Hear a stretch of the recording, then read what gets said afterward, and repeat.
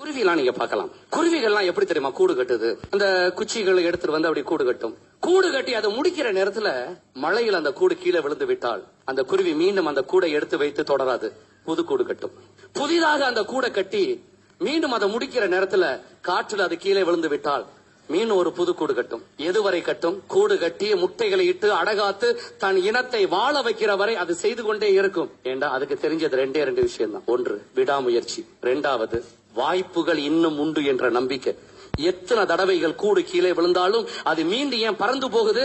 இதே மாதிரி இன்னும் 1000 கூடுகள் கட்ட இந்த உலகத்துல வாய்ப்பு இருக்குன்னு நம்புது. யாரோ ஒருத்தருக்கு உங்களை பிடிக்காட்டா இனிமே எல்லாருமே உங்களை வெறுத்துருவாங்களா? ஏதோ ஒண்ணுல தோல்வி அடைஞ்சிட்டா இனிமே நம்ம நல்லாவே இருக்க மாட்டோமா? யார் சொன்னது? எண்ணங்களை நன்றாக வைத்துக் கொள்ளுங்கள், இல்லைன்னா நம்முடைய சொந்த எண்ணமே நம்மளை ஒரு நாள் கொன்றுவிடும்.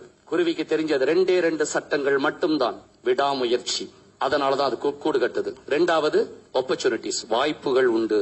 எந்த குருவியாவது 5 தடவை கூடு கட்ட முயற்சி பண்ணி 5 தடவைகளும் கூடு பாதியோடு கீழே விழுந்த உடனே இனிமே வாழ்க்கை முழுவதும் கூட கட்டக்கூடாதுன்னு நொந்து போய் நேரா கிறிஸ்தாஸ் ஹைவேக்கு மேல பறந்து பொத்துண்டு உளுந்து எந்த குருவியாவது தற்கொலைப்படி கிடக்குதா? யாரோ உங்களை திட்டா என்னங்க, நீங்க கெட்டவராக இருந்தாலும் உங்களை திட்டுவார்கள். அதே நேரத்தில் அவர்களை விட நீங்க சிறப்பாக இருந்தாலும் உங்களை திட்டுவார்கள்.